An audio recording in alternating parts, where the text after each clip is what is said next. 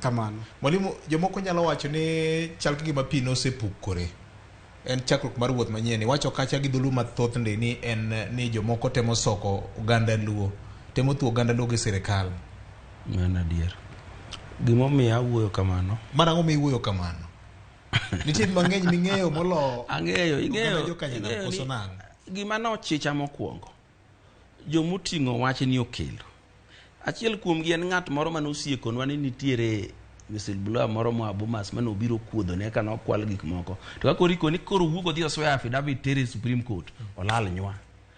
To jogi gine jok ma laro kodwa pok manie sirikand ni. To kapok adhi gimano nyima adwa na wach moro sipa ni owacho kacha to aneno konyalo kelo confusion. Ni wadwaro dongruok machalo gi mancho tim en Kilifi. Ing'eyo Kenya ka waseng'eyo ni government enterprises ok nyalre. King'iyo Kenya Airways wamiye pesa higa dek. King'iyo kembni mag sukari te. Koro dongruok ma sirikal nyalo kelo en migero dichiel tiwene jopiny. Kaka mano weyo mabeyo. To kama kelo ni no adwa na nyisi chiegni mane kindo oganda Luo, oganda matiyo sani. Nitie kamoro e buk mar Isaya 18:3 no wuoyo kawacho niya, ni un oganda ma jong'wech maringe e aora Nile gi yedhi mag odundu, doguru ir joweteu yawuoyi maroteke maboyo maroteke ma penji oluoro. Gima temo wacho ka oganda ma jong'wech gi gin oganda na mineno matiyo wasani gi. To oganda maroteke manoluwa Nile ni be wan. Waduto wan Nilots manoluwa aora Nile kabiro Kenya. Mane momiyo ineno ka sama ne President Daniel Arap Moi okawo telo 1978. Ng'ama nokuongo gole jela en Jaramogi Oginga Odinga.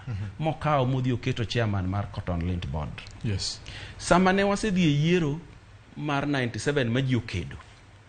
Kibaki norie bade mokone wuod Jaramogi ni bi wa cooperate. Oganda ni ema paro waseche te. Sama ne yiero ni orumo ma wan wamiye kura 1%. Jolango berber nomiwa karibu 20%. Ochako duogo rie bade ni jo mabe miya uru wuodu moro kanya ketnu mbele. Jo Kisumu be keluru, Siaya be keluru, Migori be arito go mbele. Wamiu mondo wati. To kochako wuoth mar kelo dongruok, to chako kodwa. Nikech ong'eyo ni wan oganda achiel. Jalango ni emane kanigo kura ma 207. Negigo kura kuomwa ng'ato gi ng'ato mogipogo. Oganda makoro kelonwa ni nomawani. To sama ne wadong' kodgi ma gionge candidate, kuchgi no pogi ma wan omiwa mathin. Wane mane warach. To wane mane wan kodgi nyaka gi wuodgi mosetiyo. Wane mane wasegone gi nyaka kura diriyo. Wane mane wamiyo gi loch ma higa 63. To saa kura ting'wenyono mathin. To koneno dwa chieme sirikal to gichak giwuok. Ni no okwalu kabisa. Gikelonwa results moko kama fake ma pok onyiswa kuma ae. Ng'ato echo ka notiyo IBC, en notiyo IBC e level mane monyalo yudo results bilago ma joma dongo ne to ne ok nyal yudo. Omiyo gini en conspiracy mar thuo Luo gi sirikal matiyo mondo joluo odong' kodhier obede gine mar higni 5. Ng'at manokelo result ni manyinge no wacho ni en Jeremiah Kioni. Mae ng'ama no ringo modhi bondo mokonwa no uro mosowa mokonwa no ng'eyo 2027 Azimio candidate en Migosi Raila Amolo Odinga. Mano ber kodwa chung.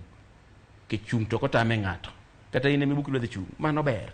To kana somo pache, to dwa ni mondo wachak wabedi opposition nyaka 2032. Karwewa ni mondo wuodwa dhi obak ng'ato kaka Kalonzo, mondo wadhi gi Kalonzo dhi olo wabede sirikal, kata jomoko kuom modhi Ruto mondo jomoko bede sirikal. Ineno waluya gi. Sani gin gi bandera 7. Bandera 7 gi nikech negi pogo kura. Oganda mosegonwa kura ng'ato gi ng'ato 10 ma wan gi sirikal kawuono ni gine ma gisepuonjwa ni kwa wuotho kodgi to giwuotho kodwa. Wuoyi miluongo ni President William Ruto ni ya wuot Luo mano wuotho kode opogo tich te. Moko semiyo nyaka mano achien mancho wuotho ga Azimio. To joka katim joka pod kedo. Ibo semiye gimoro. Kanyo kikwa wache ya musiepa. Kori winjo. Omiyo anasepimo joge jo siasa gi mantie. Mayudo ni mae ng'ama kwa tiyogo to wadhi yudo pokwa gi keni maka.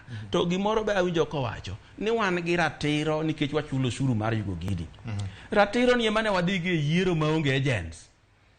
Ni chik wacho ni IEBC must conduct free and fair elections. Ichalo ng'ama koni oket chik Kenya ka ni ji ok kwal kendo oket polis Kenya ka ni mondo rit kwe koro kik andik watchman.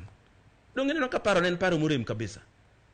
Emicha kisiko nago ka ni sani nikech wachulo ushuru kendo wan jo Kenya kendo chik nitie koro kik wabedo osiep sirikal wabro mana yudo pokwa kamano nikech chik nitie.